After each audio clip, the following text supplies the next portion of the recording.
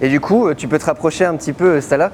Donc pour ceux qui ne la reconnaissent pas, c'est bien la Jaguar. Comme prévu, on est reparti sur une peinture pour le pare-choc qu'on ne pouvait pas récupérer en Restore FX. Est-ce que tu peux nous expliquer, Mike, un petit peu, toi, les étapes que tu vas avoir à faire sur la voiture? Où est-ce que tu en es maintenant et qu'est-ce qui reste? Alors là, en fait, ce qu'on a fait, on a fait un traitement des fonds, parce que c'était quelque chose qui avait déjà été réparé. Donc on a traité les fonds, on a fait une remise en état avec des ponçages différents. Donc on est passé sur des grains assez gros pour dire d'aller chercher la matière le plus loin possible, pour éviter les réactions au futur, quoi, au niveau de la peinture.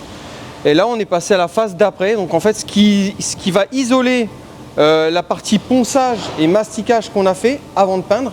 Okay. Donc ça, c'est vraiment la phase d'isolation des fonds qu'on va finir par préparer au ponçage final avec des grains vachement fins pour ensuite passer sur une peinture. Ok, parce que là, c'est quand même déjà vachement propre, hein. Je me souviens déjà de tous les éclats, Voilà. les fissures qu'il y avait, là, il n'y a plus rien de tout ça. Voilà, alors en fait, là, si tu veux, c'est ce que je t'explique.